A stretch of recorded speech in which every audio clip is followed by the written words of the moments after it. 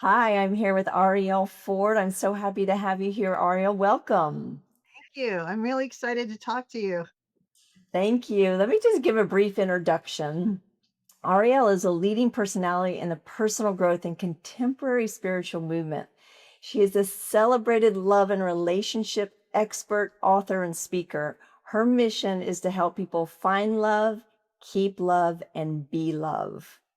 Arielle is a writer and an author of 11 nonfiction books, including the international bestseller, The Soulmate Secret: Manifest the Love of Your Life with the Law of Attraction.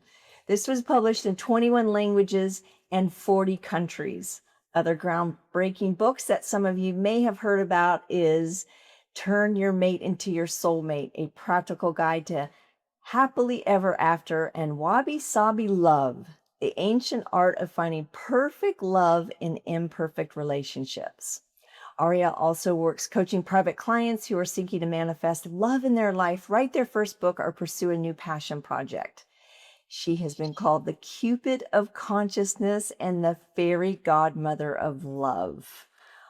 I love that title, the fairy godmother of love. And so, Ariel, just thank you for being here. So happy that you're here. And people may know that what I do is help people overcome stress and anxiety naturally. And after that introduction, people might say, wow, a best-selling author, she just seems to have everything going for her. So I would love to ask you, before you and I were working together, what were some of the challenges you were facing? Um, One of the reasons I needed to find you was because I've spent the last 30 something years figuring out how to be the happiest person I know. And when the pandemic started, all of my bag of tricks, my spiritual toolbox stopped working. Suddenly I was confronted with the uncertainty of everything. And all the things I used to do when I got stressed out or angry or disappointed or freaked out about God knows what weren't working effectively anymore. I went from being this relatively happy, chill person to being an emotional basket case, and I didn't know what to do. So that's the impetus that led me to you, thanks to our amazing genius mutual friend Lee Stein. Yes, thank you, Lee. And so when you were looking at finding new ways to really just get back into being super happy, was that your main motivation, was just getting back your life and being happy again? Yes, and I wanted to stop feeling like I had a dark cloud over my head.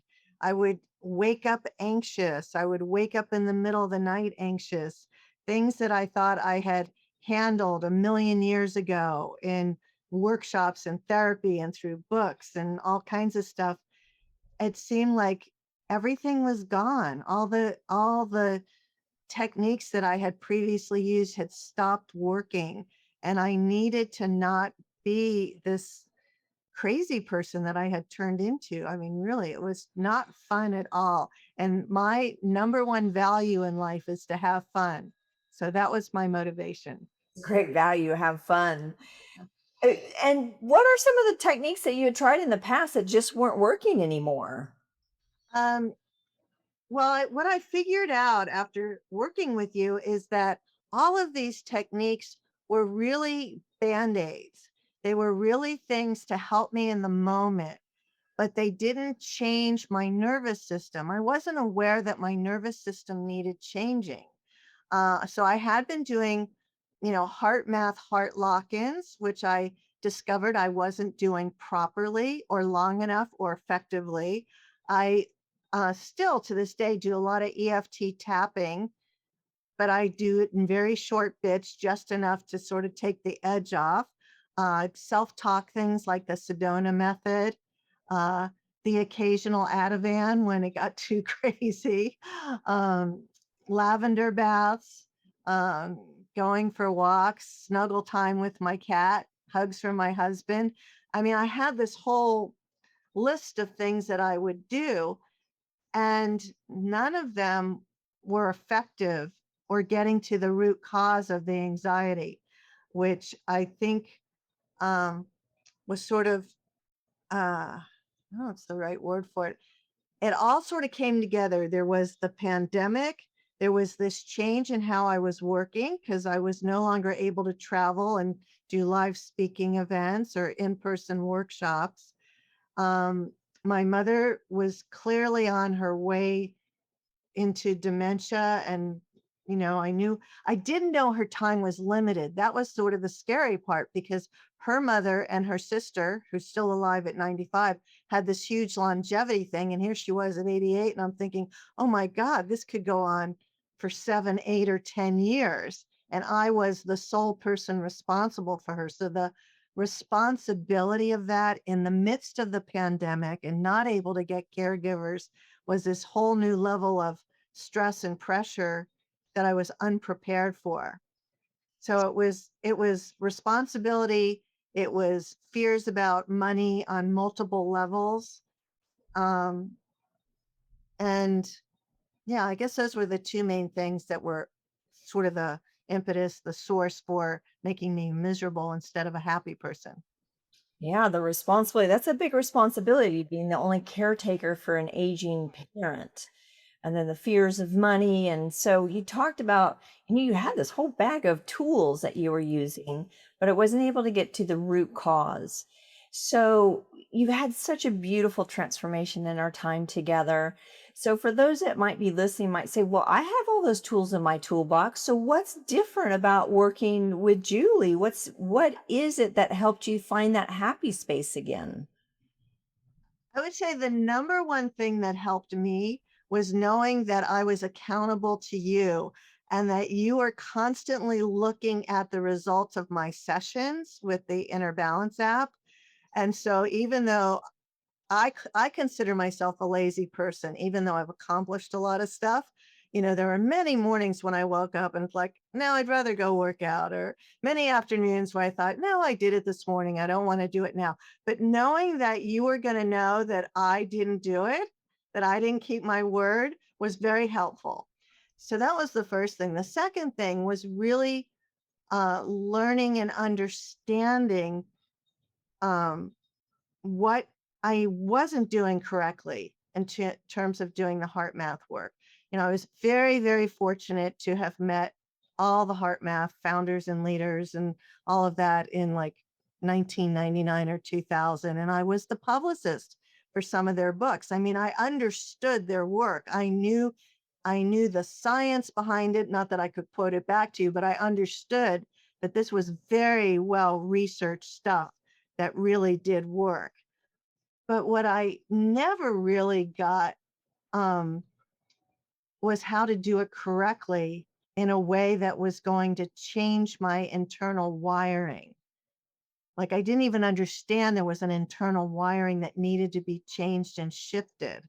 I just knew that this was something that worked, and I assumed that I knew it. And on top of that, I wasn't doing it. If out of my bag of tricks, that was the one I was doing the least.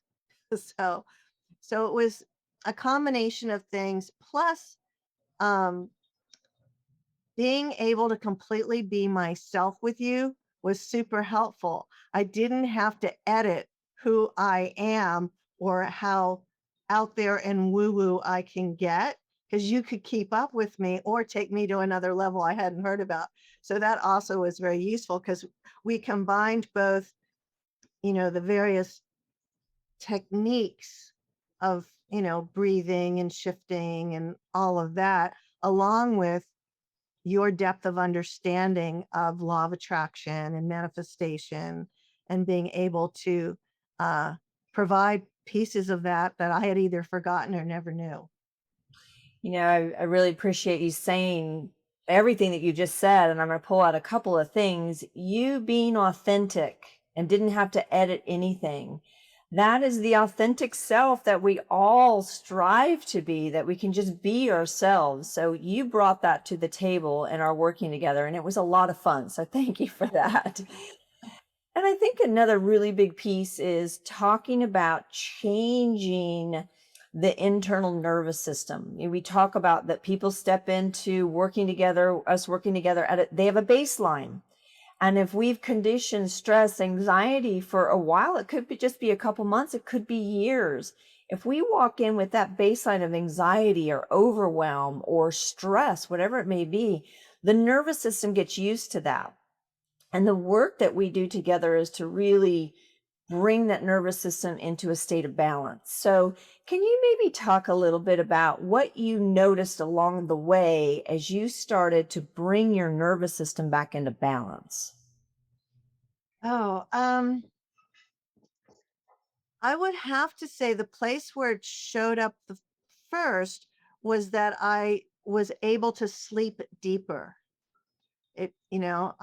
I was able to uh, actually get to some deep states of rest that I hadn't even realized I wasn't having. I mean, yes, I was going to bed every night, I was getting under the covers, I was getting up in the morning, but I was able to actually feel like my body was resting and that I was regenerating, was really one of the first things I noticed. That's really big. As a result of that, did you find that your focus increased? You were able to make decisions faster or better, having that deep sleep? Um, I think the thing that I noticed was that I was in a state where I was getting triggered constantly. Every time my phone would ring or I would hear a text come in, I would just contract because that always meant there was another problem with my mother to deal with. And so all day long I was constantly and what I was able to do once we started working together was to sort of remind myself whatever it was I could handle it and fix it, and I didn't need to let it take me down because I spent a lot of time sort of bouncing back and forth between anxious, depressed, and really angry, like really feeling manipulated, not by anything in particular, but just like, how did I get into this? I was angry at my sister who died 9 years ago for leaving me with this problem. I was blaming her. I was angry that my husband couldn't fix it, even though it wasn't his job to fix it, and he was constantly and he's quite intuitive, and no matter what would come up, I would tell him about it and say, yeah, I know that's bad and it's gonna get worse, which just it's like, "Oh my god, it's gonna get worse." But he was right. It up until the end, it got worse and worse and worse and worse. But because of my work with you, I was able to deal with it in better and better ways till ultimately, I can now hear the phone ring and I don't even reach for the phone anymore. It's like, I can choose not to answer that. Yeah, it was so beautiful to watch that journey. I remember one time we were having a session together and you were hooked up to the biofeedback device and you did get one of those calls about your mom and it went off the charts into showing the stress and the overwhelm and showing your nervous system how quickly it can shift. And was useful because you actually put it up on my screen so I could see how I went to all those jagged, charts that you do, and it was like, "Oh my god, I know how bad that feels. Now I can see how bad it looks." And that was also very motivating for me to keep with the practice because, I at that point, I didn't know if it was gonna continue for 3 more months or 7 more years. One of those things is having that constant stimulus of stress, anxiety, frustration, anger because of a life situation like being the primary caretaker of your mom. That if we don't get out of that stress and anxiety, it brings our nervous system into that chaos again, which can cause headaches, chronic disease states, things like that. And so the fact that you were able to shift and replace and get the body back into a balance was huge in having you remain healthy. And right, and there was a point in September when my blood pressure went through the roof. It was like 185, 190 over, like I was in the stroke zone. It was so bad. And I couldn't get in to see my doctor fast enough to like get some meds. So I remember sitting down one day and shifting into my blood pressure is lowered and lowered and lowered, and using everything you had taught me to lower my blood pressure. And when that session was over, my blood pressure had dropped 35 points in 20 minutes. You know, the power of our mind, our emotions, the stories we tell ourselves is so much bigger than I think people really, really know. Yeah. And one of the things that I know that you became very conscious of is, what is that internal dialogue I'm telling myself when you're going through these tough times? And how do I shift out of it? Yeah. It's a very useful practice to have. It's so funny now because I get to these places where for days and days and days, I'm not feeling any stress, I'm not feeling any anxiety. And then when it comes back, it's like, oh, I thought you were gone. It's like, oh no, it's probably not going to go away forever. But now I can do something about it very quickly. I can choose, to focus on something else. So I imagine I'll be doing this until I leave this body. It's the gift that keeps on giving. It puts you in the driver's seat versus any circumstances taking you out, so to speak. Yeah. Puts you back in the driver's seat. So, talking about how you're gonna use this for the rest of your life, can you share a little bit about how you're going to use it? Um, well, it's kind of in the category of brushing my teeth. Right? I mean, they're just daily things that get done whether I wanna do them or not, they're non-negotiable. So it's, I brush my teeth at least twice a day. I'll be doing this twice a day, even at the times when I don't want to. Wow. And in doing that, what do you expect the results will be 4 years from now as you're doing this twice a day? How will that make a difference in your life? Oh gosh. I'm not much of a future thinker at all. Like I don't I've never had a 5-year plan. I barely have a 3-day plan. So I don't think about things like that. My assumption is always that things are going to get better. So I would say that might be the answer, but I can't project out into the future. I like to stay right where my feet are. Yeah, wherever my feet are, that's my point of consciousness for the moment. I love it. I love it. That's a great inner knowing that things will be great. Yeah. So if you were to describe this to a friend, what you went through and a little bit about the program, how would you describe it? Oh, I would say it's a way to go from pain, suffering, and misery into calm, peace, and happy. Mm. Wow. That's a great way to sum it up. Calm, peace, and happy. And you're the one doing it, not dependent on anything outside of you to make you calm, peaceful, and happy on the inside.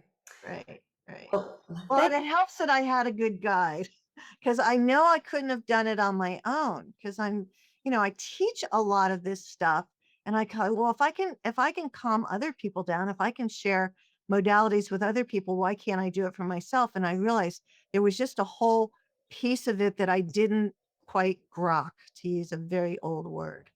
And so you are an effective teacher, communicator, you know, guiding goddess into calm, peace, and happiness.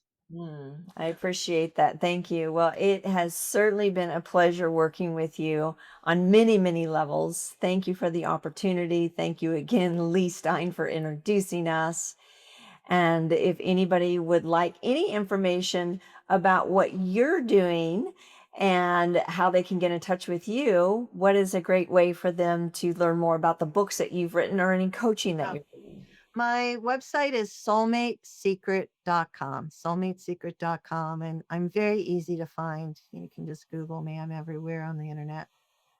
Fantastic. And if anybody else that is listening to this is inspired by what Arielle has accomplished together with the tools and techniques that we've used during this program, you can also go to coreperformance.us and check us out there for more information. Arielle, thank you so much. It's a pleasure to work with you, and we'll be in touch. Okay, thank you.